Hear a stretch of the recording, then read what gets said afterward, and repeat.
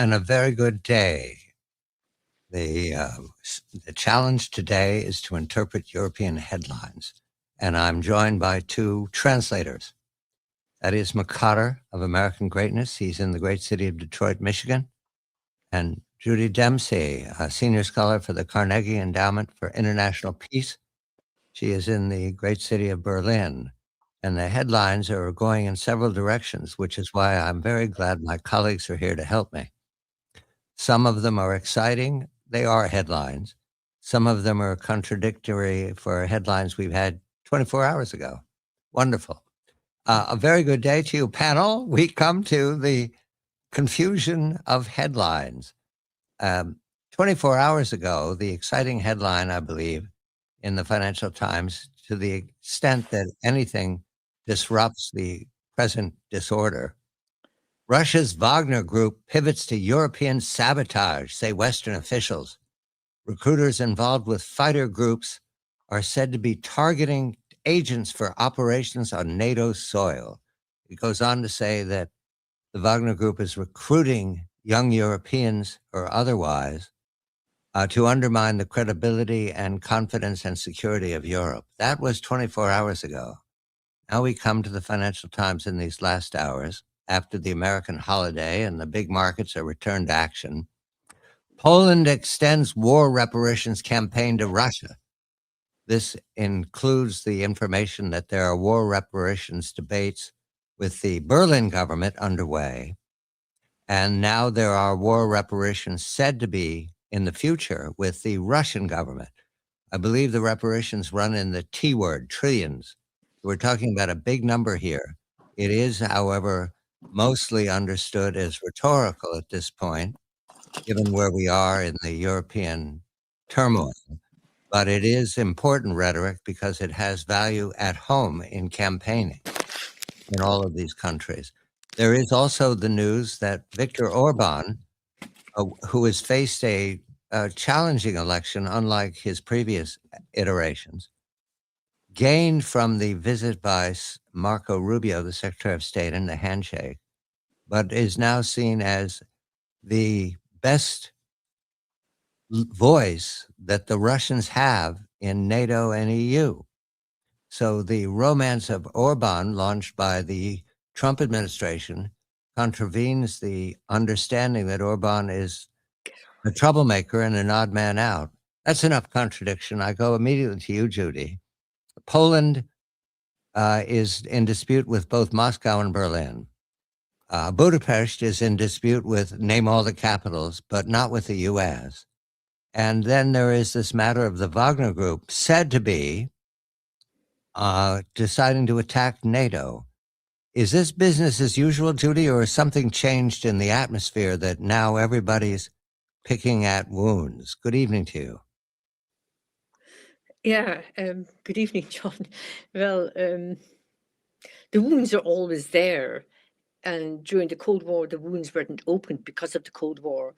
But now the wounds are coming out, whether it's Poland's relations with Germany over reparations, what they did during the Second World War. I am actually quite surprised that Poland didn't seek reparations from Russia. Yes. For what Russia did during the Second World War and indeed afterwards when it occupied Poland. So it's interesting that the Poles are doing this, but the Poles are also doing this for nationalist reasons because there's a split between the liberal centrist prime minister, led by Prime Minister Donald Tusk, and the nationalist conservative president led by Nawrocki. So there's an awful lot of tensions, and it's a great shame because Poland is losing a kind of, not legitimacy, but a status, and it's just endless bickering inside Poland instead of projecting Poland onto the European stage. Having said this, they're doing very, very good stuff with defense. As for the other issues, the Wagner Group, I'm sorry, that simply does not surprise me. Heaven knows what the Chinese are doing, what other Russian groups are doing, what the Iranians are doing in Europe. I mean, the days will probably confirm this is frankly expected, but now the intelligence are speaking out about this because they're becoming even more hawkish towards Russia. All right, that's very helpful. I will begin our recording then not on the basis of headlines, but on the basis of politics. There's an election pending in Poland, there's an election pending in Hungary, and that would contribute to the disorder or the tension in the remarks. Here we go. This is for tonight, 19 and a half minutes altogether. This is the making of the John Batchelor Show. Judy and Thaddeus are here, and I'm about to press buttons and remind myself it's not that I do it so well, it's that I know the button to push it all. 5, 4, thank you. 3, 2, 1. I'm John Batchelor. I welcome my good colleague, Thaddeus McCotter, American Greatness in Detroit, Michigan, and Judy Dempsey, Senior Scholar for the Carnegie Endowment for International Peace in Berlin. I'm looking to the news from Europe over these last days. Very exciting news if you take rhetoric from foreign departments or state departments as action, and I do. I used to be a novelist, and you're taught very early on as a novel writer that dialogue is action. Well, there's been lots of action in Europe. So, Judy, and that is, I go to an overall measure that I've gained from Judy in these last hours, that we're looking at electioneering in Europe now, both in Poland with this headline: Poland extends war reparations campaign to Russia, demanding trillions from Russia for the depredations of the 1930s and 40s. And the headlines underlining the handshake between Marco Rubio and Viktor Orban in Budapest. That also is out of line with other opinions in Europe that Orban is the Kremlin's best friend in Europe. So, Judy, I start with you with these two campaigns underway, one in Budapest, one in Hungary, and one in Poland. Is that the way to regard this, that when the election is over and the results are in, the tension will disappear? Good day to you, Judy. Well, the tension, John, between America and the EU, or the EU and Hungary? There's so many tensions. Yes, I agree. Pick 5.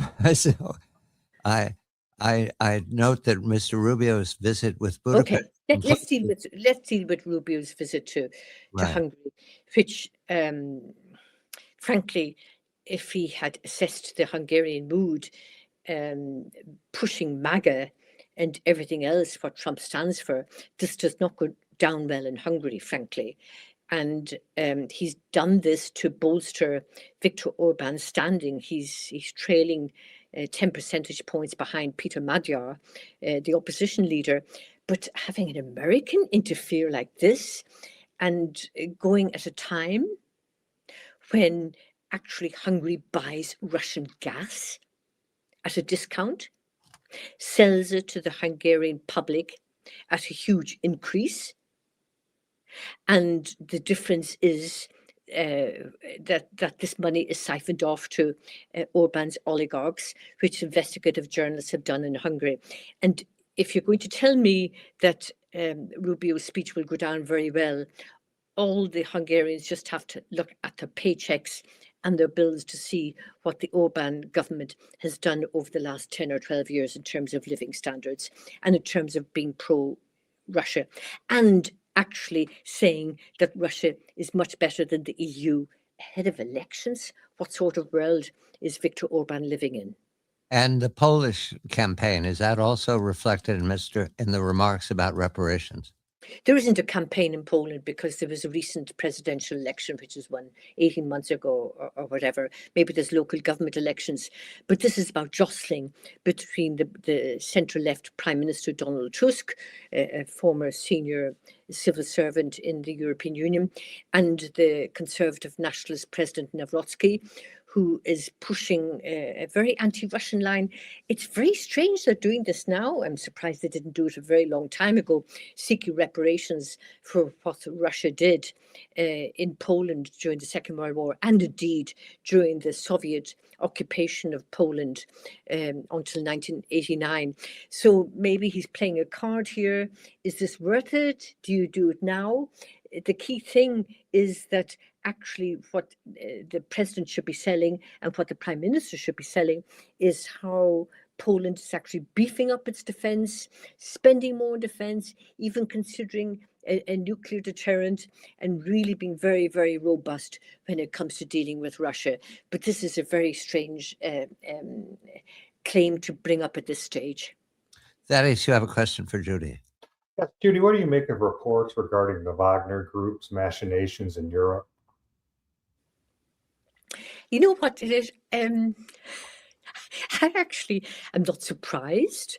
I mean, I have to read these intelligence statements very, very carefully. Why did they come out now? And, the fact is that here we had President Putin having seen off the Wagner Group 2 or 3 years ago, and now they're back again and they're doing lots of operations still in Africa, in Mali, for instance. But actually, if the Wagner Group is doing these operations, frankly, so the Iranians, so the Chinese, so Russian other freelancers.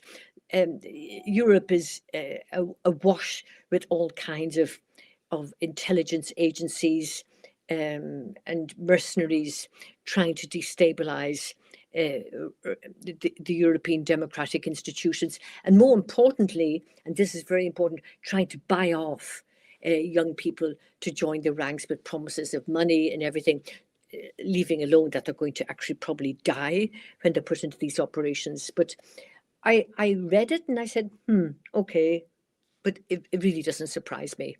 It just shows a desperation on the Wagner Group that they really want to expand their remit.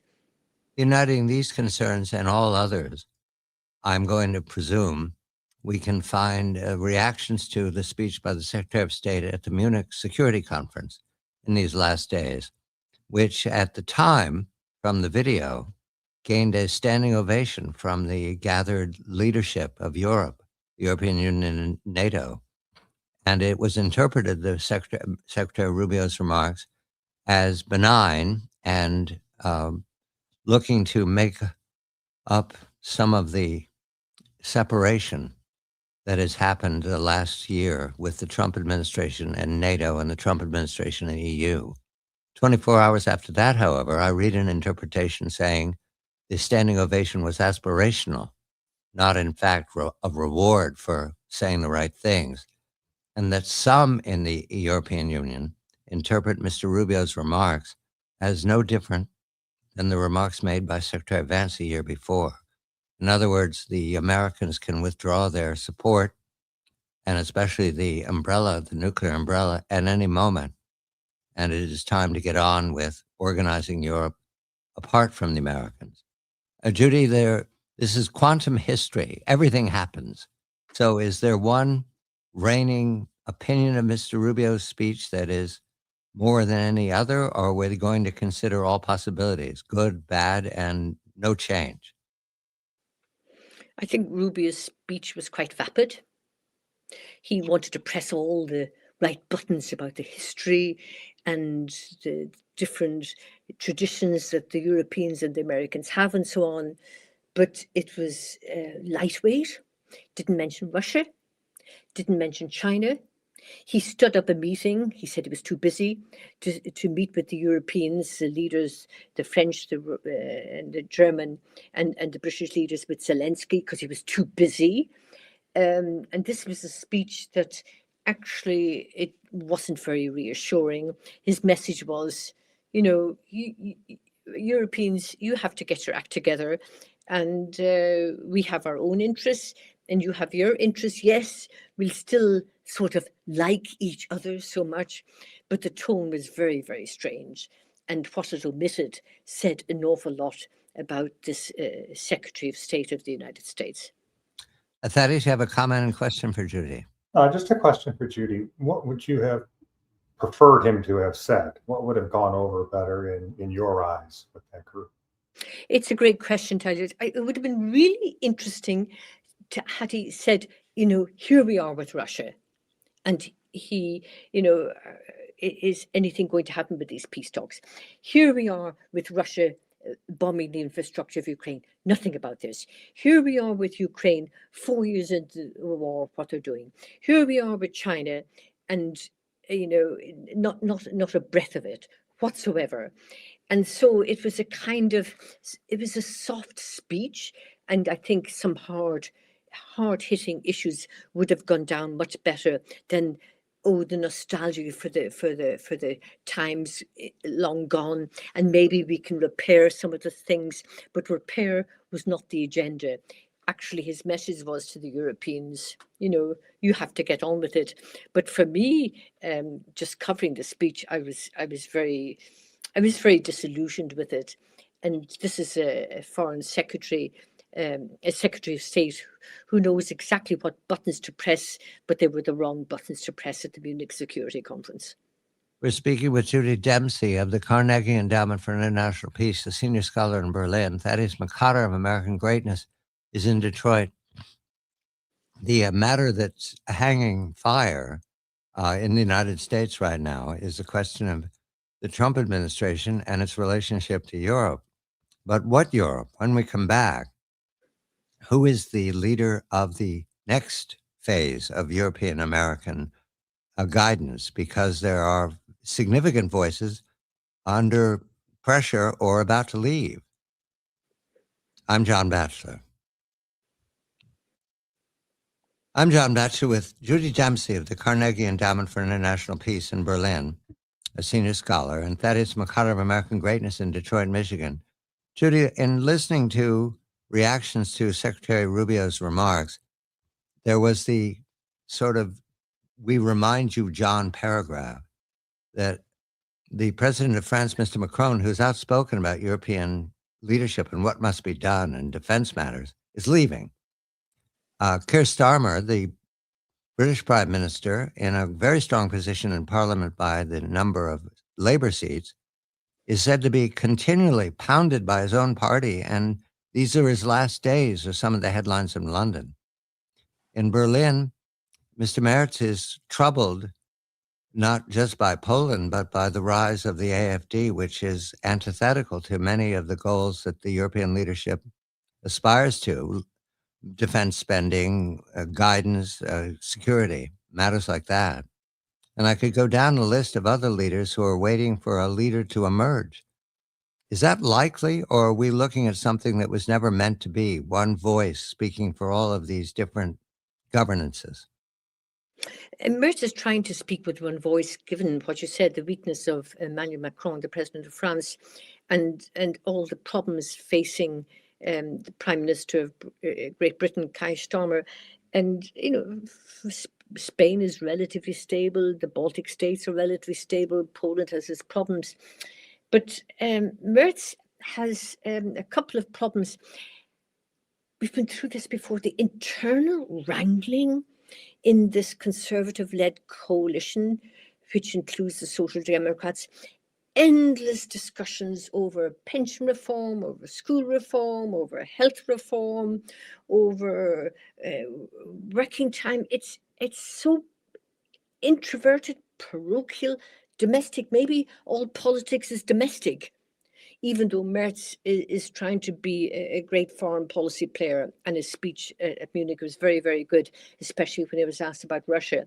But he's a voice out there, but he needs a constituency inside the European Union and from his own party. And he's trying very, very hard. But time is, for the moment, on his side, but he doesn't have much support, not from the Dutch, not from the Belgians. They're trying to form a government, not from France, Spain maybe. But Europe, actually, for your listeners, Europe is not in good shape at all. Thaddeus, you have a question. Yes, Judy, the former Speaker of the House a long time ago, Tip O'Neill, said all politics is local. Is it possible that the next leader of the European Union's voice, to speak as one, would start by reforming domestically, increasing growth, increasing opportunity, and then move towards foreign affairs after building that base underneath him or her?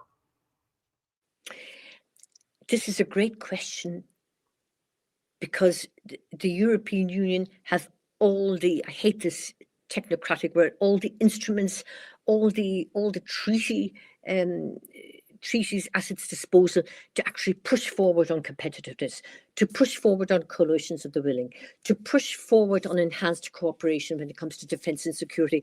To date, all these things are written into the treaties, and they just have to implement them. And they won't be, the member states block it for self-interest, for national interest. And as you say, all politics is local. But at the end of the day, remember Jacques Delors, when he was president of the European Commission many decades ago, and he really pushed for competition, the internal market, and eventually the euro. And the leadership is not there at the moment, and it's hampered by the member states. But if you're going to make all things local, Europe is going to be weaker than ever before. Well, I meant, Judy, I just meant that they would get their own house in order and then have a platform to speak to the rest of Europe. Getting their own house in order. Yeah. I don't know how Merz is going to do this with all the promised reforms and they will get done. Macron clearly is a lame duck on this. But, you know, when does it stop getting your house in order? You know, and what does this mean? And then you move on to the bigger EU level. I wonder, should you actually divide up the tasks and have a prime minister, a chancellor, you know, doing the bigger issues of foreign policy in the EU, and having the vice chancellor doing all the domestic reforms, because you cannot do both and succeed on both, and you need to delegate. But if we're talking about Europe facing this extraordinarily complex relationship now with the United States, relationship with China, relationship with Ukraine, relationship geopolitical right across the board, one leader cannot do it. There's got to be maybe a two-hatted leadership, one doing the domestic reforms and bringing on all the various parties concerned, the other doing the foreign policy and really focusing on this. I think this may be a way around it. Mr. Trump is looking to a State of the Union address, I believe, soon enough. Joint session of Congress, the nation listens in. The expectation is that there will be more of the MAGA agenda with immigration, certainly with finances, and undoing the woke theme of these last years. With Europe, however, I see in our op-eds no anticipation of any change of direction in Europe. In other words, at arm's length and only when it suits our purposes. Is that the expectation of Mr. Trump's second year in office, that there will be no change from the tension, Judy? Look, John, it's so easy to blame others. It's so easy to blame Trump too. It's so easy to blame what's happening to the transatlantic relationship. But this is ducking the issue of what the Europeans have to do. We had a chance under Biden, and we didn't move ahead with doing what we had to do with competition, the banking union, security issues, cooperation, defense, and so on. And now, we're blaming Trump for all our woes. Our woes are actually self-imposed. And to keep blaming the other side of the Atlantic is actually ducking the issues of what the Europeans should do. It's passing the buck. I think this is intellectually lazy. I think it's very, very dangerous. And I think it brings Europe down a very slippery road towards irrelevance. Thaddeus, you have a question? Well, Judy, a lot of it, I think, is the fact that we live in very turbulent times. It's not just a problem for the United States. It's not just a problem for Europe or even the rest of the world. If you look at the rise of AI, employment that'll come with that, a lot of these shocks to the system, it becomes very difficult for people in elective office to get their hands on it at one point, and then all of a sudden it slips from their grasp and there's a new problem down the road. So the collective ability of Europe, it would seem, would be a bonus, but it has not come that way, has it? The collective ability for Europe today is not there. And you're right, you know, how politics on the local level does influence, but the Europeans they're not thinking. We have so many speeches, whether it's from the Germans or the French or the British or the Spaniards or the Baltics, on what we should do. Everything is at our disposal. Everything is there. We just have to implement it. And that's not what's being done. And this is what I find quite tragic for Europe, because actually non-European countries are still looking at Europe rather than the United States to help them with the reforms, to help them with the competition policy, to help them with the trade policy, to help them with climate change, particularly now, given what's happening in the United States. But somehow there's a kind of paralysis of some sort, or an inability to transcend all these national issues and say, Europe, this is what we have to do together. And that language is not there. Judy Dempsey of the Carnegie Endowment for International Peace in Berlin. That is Makata of American Greatness in Detroit, Michigan. I'm John Batchelor. Well, thank you. Oh. State of the Union, no change. I mean, it's so depressing. I mean, today we're sitting here, and Trump gets rid of the 1997 or whatever it is, the climate change thing, and the European blah blah blah.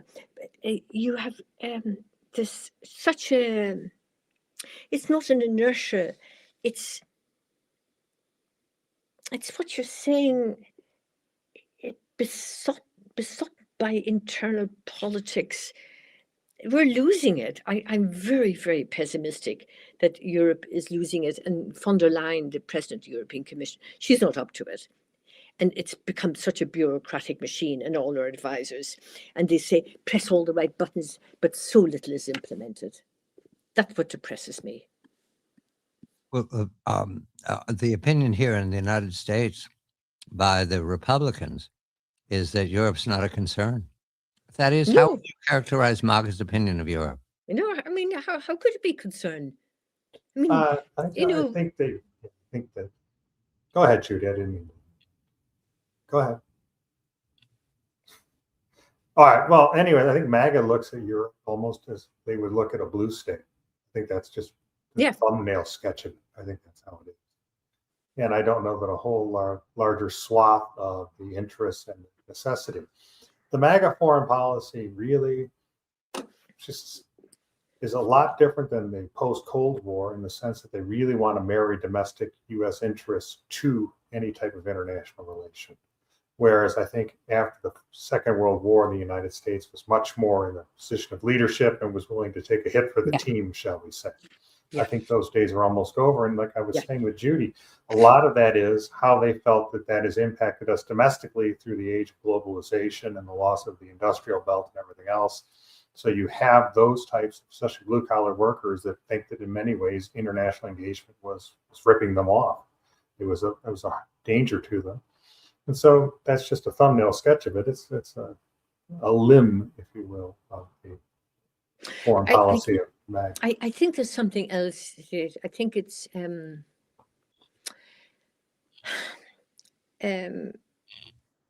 there's the fundamental issue now is this may sound very old-fashioned, but the transatlantic relationship relied on the Cold War. It relied on interests, relied on an ideology. It relied on a strong EU. It relied on all the elements that kept this relationship together. That is completely over. The Cold War is over. It's been replaced with new geopolitical contours, whether it's China, whether it's India, whether it's Russia, United States, Latin America, and Europe. I've written about this so often. Europe is not waking up to this element that this is a new era which they really do have to embrace. And I'm not so sure they have the tools to do this. Yeah, if I can, just very, very quickly, the biggest strategic change from the Cold War to today is it is now in the United States' version. Communist China is the biggest strategic threat and rival model of governance. Russia is not, even though it is a great adversary and danger to the United States, I would argue. And so what the United States, in its inelegant way of saying this, is we need a strong Europe. We need Europe to handle much of Russia while we pivot and look at communist China. But that has not been fleshed out and has not been articulated in a way that is palatable to many of our traditional allies. And it's unfortunate.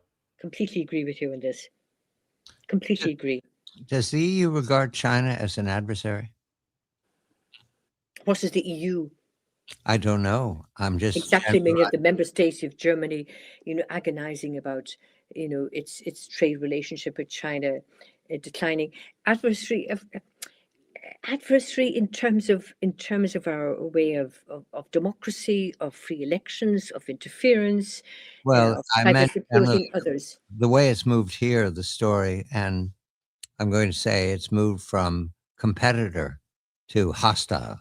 That's an opinion in Washington you can hear often that was not there 2 years ago. Mm. Do you hear It's hostile? a complete competitor here. Ah, But actually, John, competition, there's always an underlying element of hostility if they're not democratic as well. But it's fierce here. What it's doing to the German economy, in the last couple of months, 120,000 jobs just shed from the automobile industry and everything because of China, because of AI. I mean, it's quite disruptive.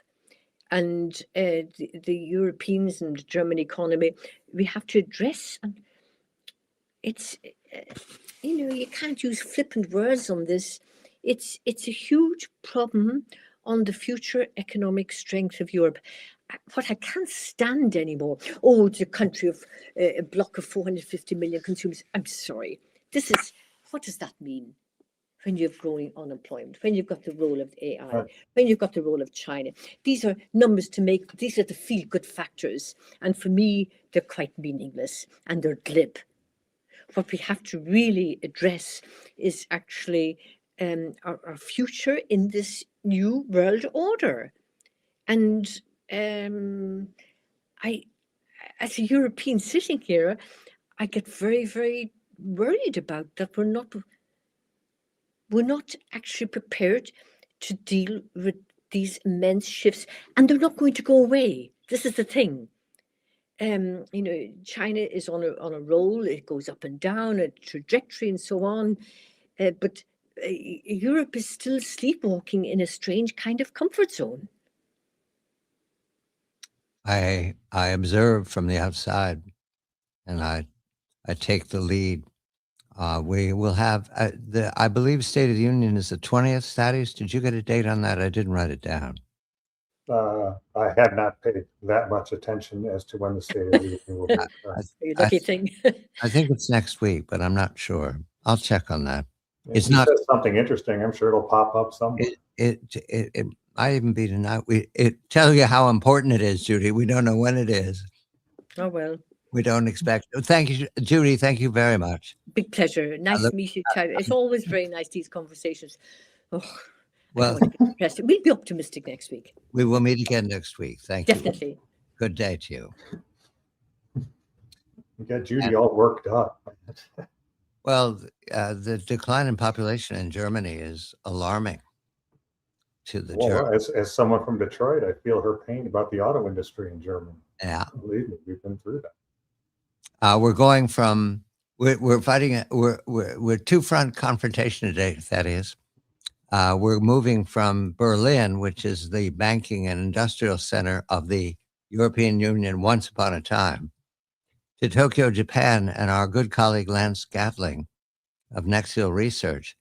Since we last talked with Lance, there have been more opinions of the new prime minister and the success that Takeshi Sanai enjoyed at the polling, and especially enjoys online. She's popular. So I reached for Tokyo. I think it's here now.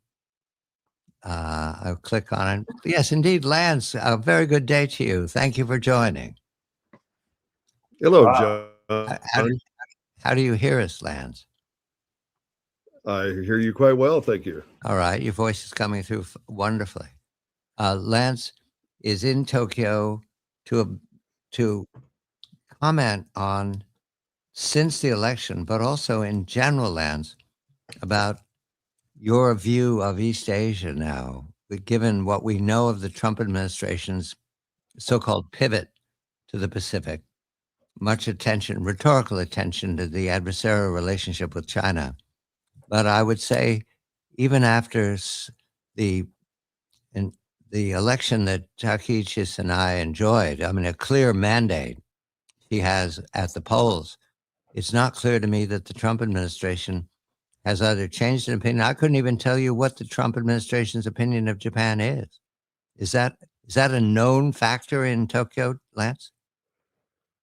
I think that privately there have been sufficient high-level contacts to assuage the Japanese that the Trump administration is well disposed towards them. Certainly, the style of Donald Trump created some issues with professionals in the diplomatic corps and the what in the United States is called the Japan handlers, the people who spend their careers moving from strength to strength within a professional bureaucratic or political appointee relationship with East Asia. And all of those people have to touch Japan somehow. I mean, there are subspecialists who remain in Taiwan and go to China and some to Korea, but the closest partner the United States has in Asia is by far Japan. And it's been a very odd relationship for a very long time. And here is a country that was utterly devastated by World War II. And just last night, I attended a panel discussion of immigration in Japan, and a distinguished panel of businessmen and academics and a U.S. attorney working in Japan, helping clients get into the market here. And for an hour into the conversation, no one ever said what was in it for Japan. And that's not foremost in the minds of anybody in Washington. Of course, what's foremost in their minds is what's in it for the United States, what's in it for this administration or the people.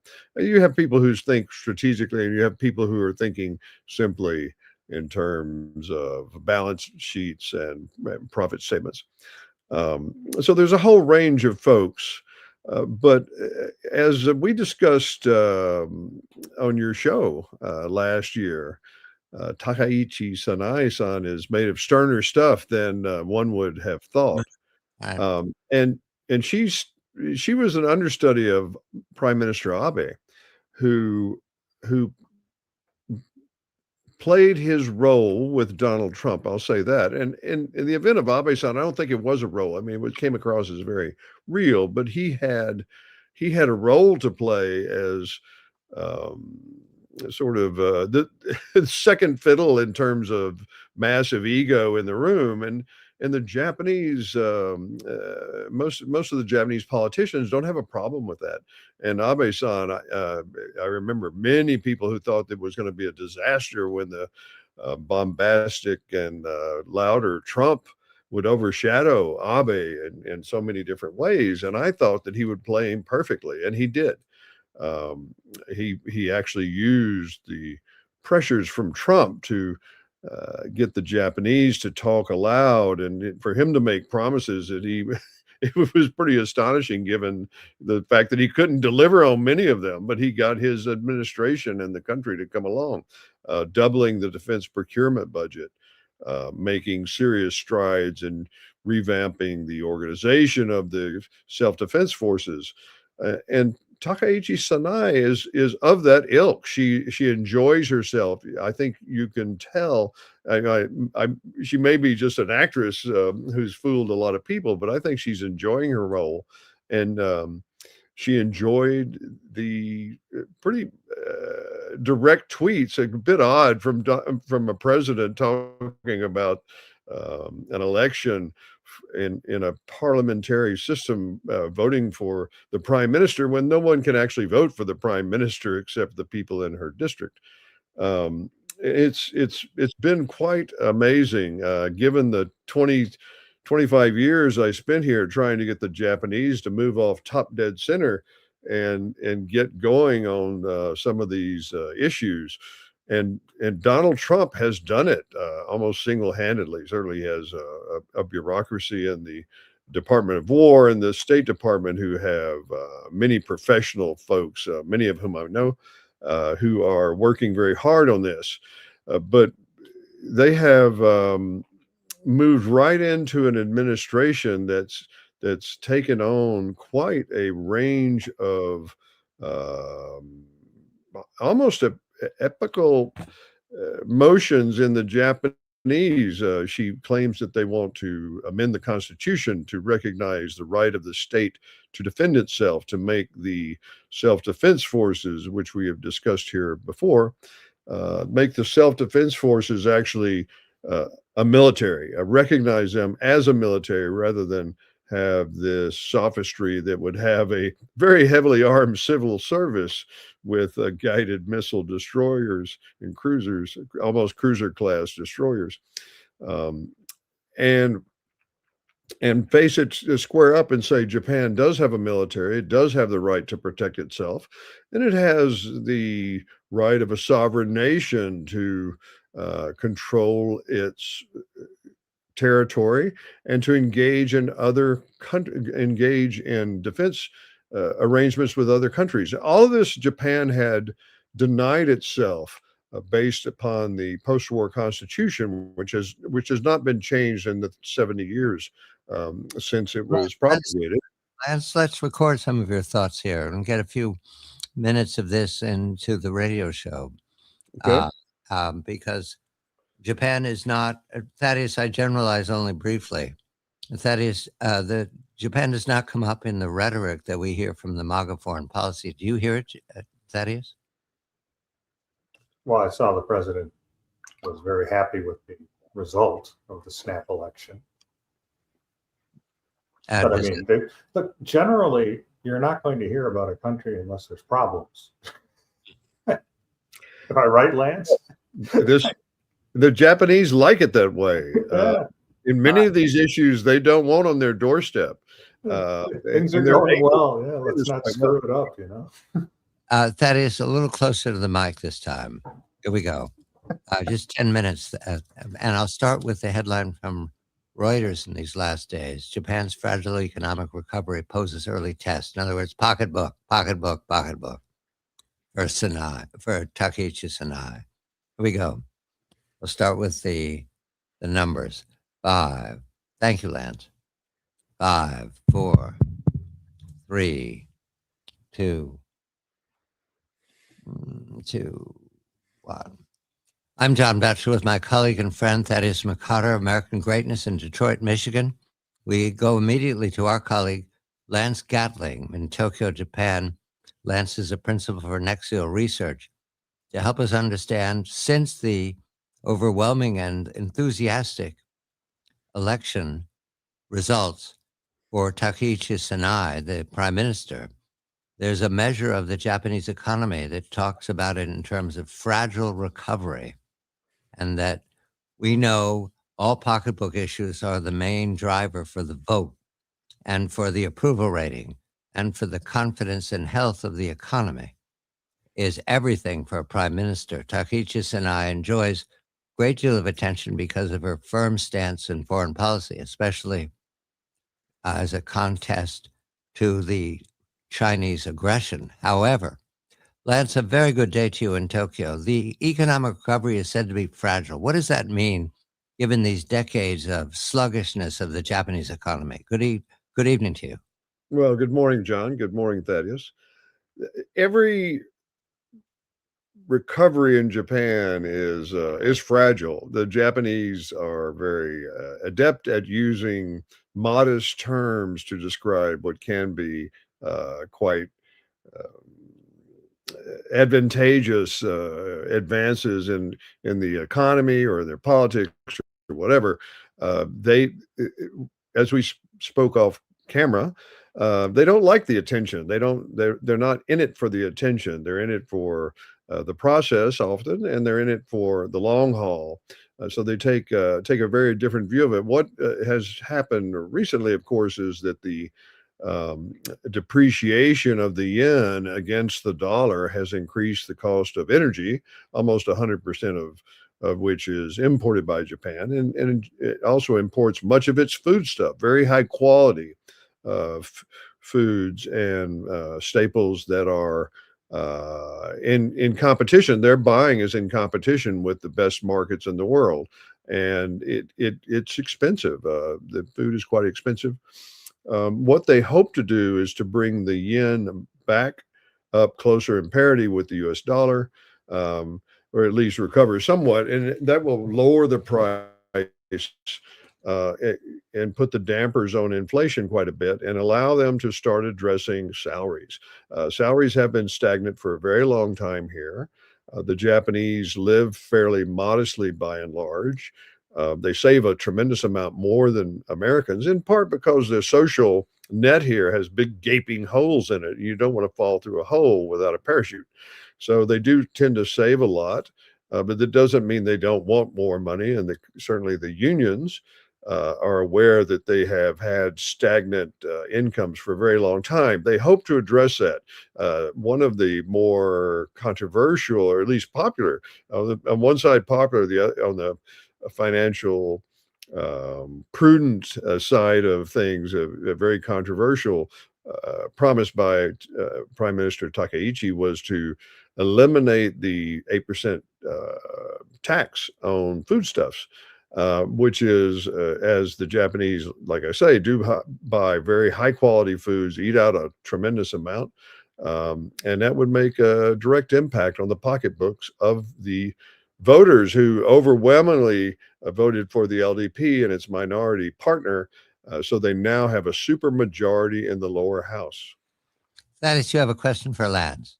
So, Lance, then the controversy regarding ending that 8% food tax would be how to replace the revenue, correct? How to replace the revenue, exactly that. The Japanese have have plans. They have 5-year plans, like Stalin, 5-year plans. One European wag said he had lived in 2 socialist countries in his life, and one was Tokyo, one was Japan. So they have 5-year plans that don't really mean a whole lot outside of certain ministries. And then they pass a budget and then immediately start to work on a supplemental budget. The budgeting process is so slow that what's called a supplemental budget is not actually like adding money above the main budgets. It's rebalancing the main budget to catch up with the realities of the intervening 6 to 8 months when they have been hammering this thing together. So the question of the opposition and even the partners, the minority partners of the LDP, and even elements within the LDP, was, wait a minute, we've been negotiating this supplemental budget and how we're going to get this all done for quite a while, and now you're going to take a pretty nice chunk out of the revenue. And it's not really clear exactly how they're going to fix that. But she hasn't actually moved to squash that. Show he's a value. It's not a value-added tax. It's a sales tax, multiple level sales tax. The Chinese have not been calm about Takeshi Sanai's success. They've been abusive towards her, and the language is both dismissive and hostile. Does that help back in Tokyo? Does that boost her support in a fashion that was not there before? I think it backfired badly on the Chinese. The actual election was held Sunday a week ago, and Tokyo's only snowstorm this year was happening that morning, and I thought it was going to squelch turnout quite a bit. It turned out to be a beautiful day when the sun finally came out, and the roads never did freeze over or accumulate any snow, and the turnout was good. It wasn't huge, but it was good. It was solid, and the LDP did so well that under their system they have direct representation seats. That is, you have to go back to homework to figure out how you get a seat in the Japanese parliament. In the lower house and upper house, they have direct representational seats where some district elects a person directly, a candidate, but they can vote for that person. They write in that person's name. And then they get another ballot and they go to the next table and they vote for a political party. And the party assigns a priority to a list of candidates.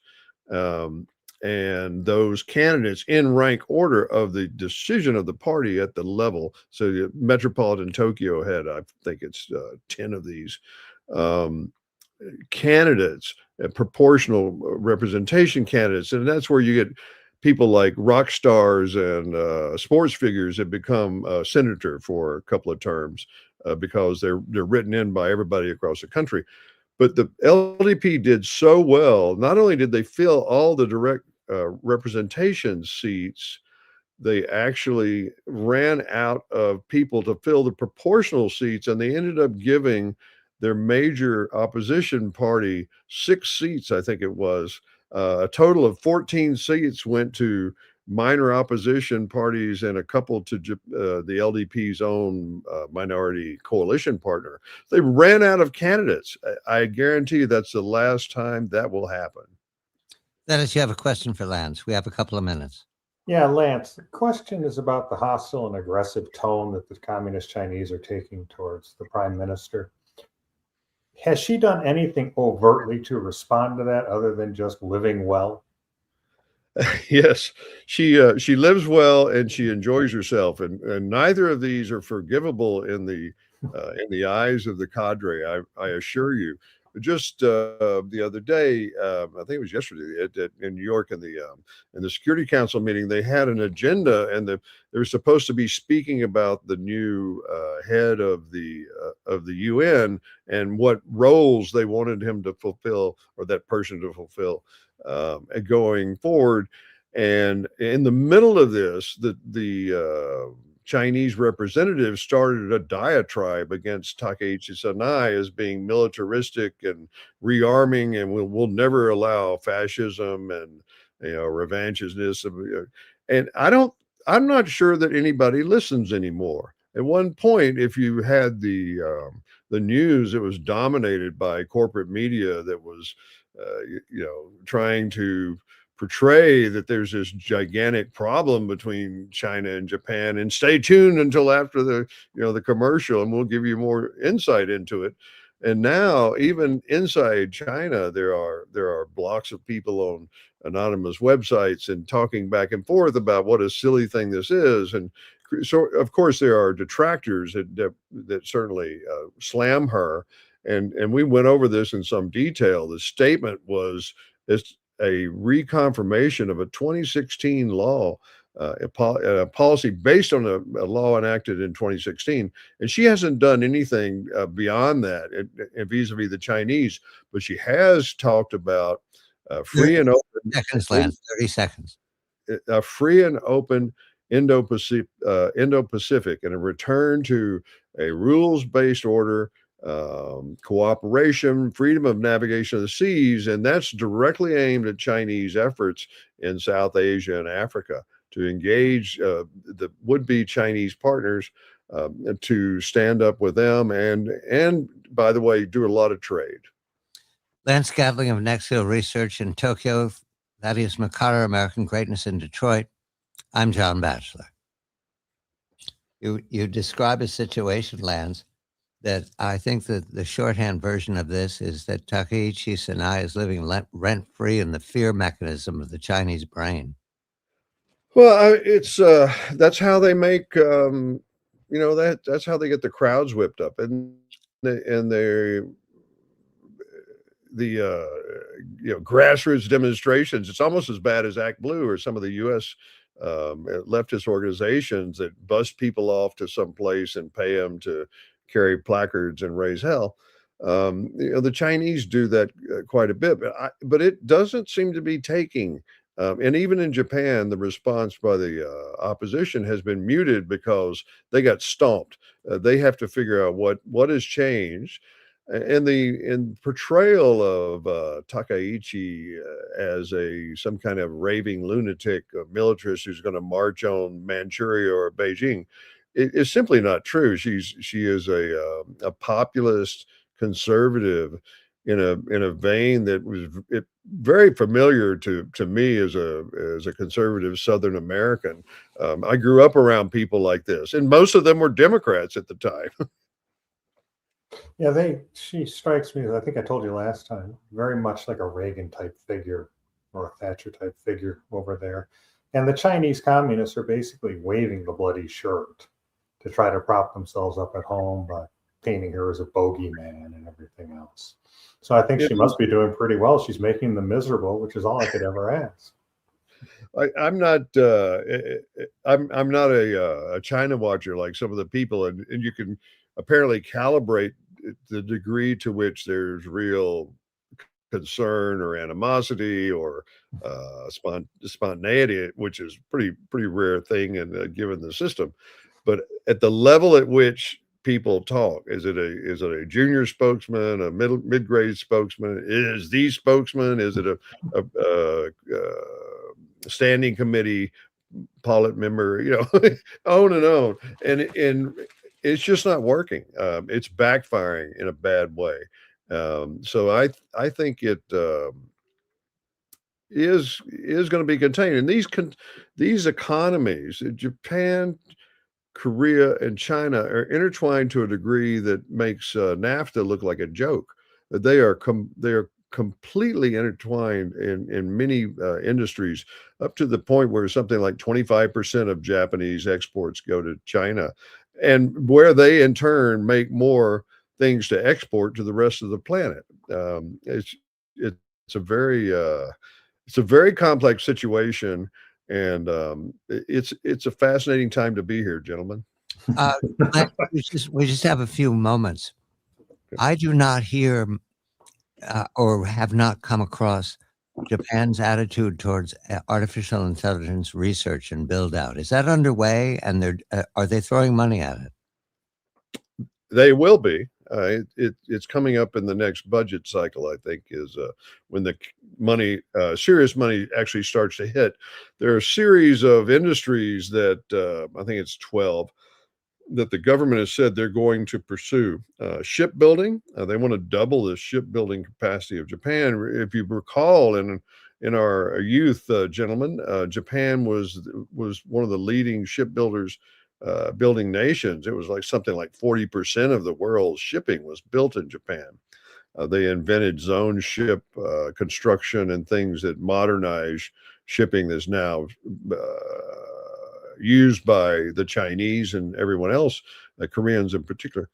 But they want to revitalize shipbuilding. Sorry, they want to revitalize the chip industry, and the miserably failing Japanese chip industry, and Toshiba and some other companies was sort of put into a shotgun marriage by the government, who said something has to give, and swallow your pride and get all this together and rationalize this industry. Well, it's doing gangbusters, and they haven't even really put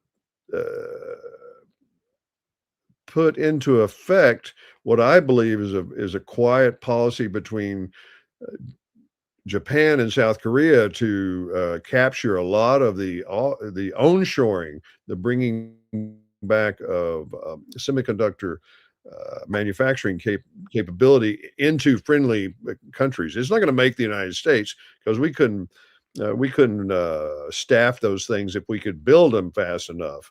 But the Japanese, I think, and the Koreans could actually do that, and it's a fabulous thing.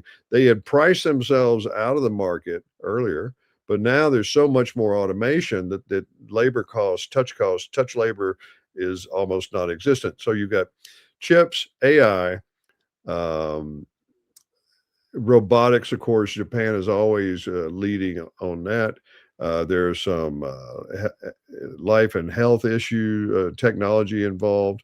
It's a very interesting list. So there is a lot of money to be distributed to friends and family, as it were.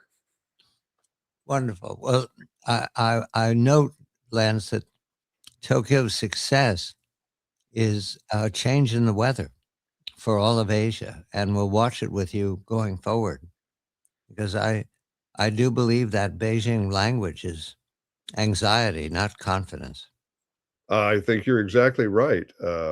They have a long history of anti-Japanese rhetoric, and they couldn't have done anything about it when I started studying the issue and actually trying to use databases out of DIA or CIA, wherever I was when I was working in this area in graduate school in the early days of the internet, if you can believe that. I actually drew out of those classified databases to understand this sort of thing and measure that against open source intelligence. Like FIBIS, the Foreign Broadcast Information Service, they were, actually having giant radio cages in Okinawa collecting the Chinese broadcast. And now, I can sit in my living room and get, 100 channels of it if I want to for free. I mean, with the cost of a broadband connection. And we spent, Lord knows how much money pulling this out of the ether and recording it. Now I could, you could barely get away from it on X if you trip the wrong algorithms or enrage one of the Wu Mao. Lance, thank you very much. And I note that Lance wrote me a note this morning that he's been listening to this program for years. How many, Lance? How long have you been listening? I don't know, but I am positive I remember a discussion of Osiris Rex before it launched, or at least while I was on the way, and that was 16 years ago, right? Yes, it was. And I've been, you hit all the chords with me, Mr. Batchelor. Let me tell you, space, Asia, and all of those. There's some of them I have to admit I don't listen, but I have been listening to Dr. Livingston and Behind the Black for a very long time. I sold spacecraft to the Japanese. I was the only non-Japanese member of the president of JAXA, the Japanese Space Agency Space Utilization Committee. It was in operation for 10 years, and I was the only non-Japanese on the committee. And so I've listened for decades. Yes, sir. Well, now you're part of the program. Shrewdly, that we'll check. We'll watch Talk HSNI through your eyes, Lance. And well, she's now stable, and if she kees this up, the upper house is going to have an election, I think, in another 2 years, 3 years. And if she gets a super majority in both houses, she can very easily modify the Constitution. And I think they could do it now if she keeps her request of the opposition modest. A modest change to Article 9 that says, yes, Japan does have a military, does have the right to self-defense, and it does have the right to engage with friendly nations for in furtherance of its self-defense. And I am here to see it. So I'm going to be talking about it with somebody's, John. It might as well be you. Thank you, Lance. Lance Gatling in Tokyo, Thaddeus McCuller, American Greatness in Detroit. This is the making of the John Batchelor Show. And I thank you all very much. I'll see you in 24 hours. Here comes the music. Thank you, gentlemen. Good night. Thanks, Lance.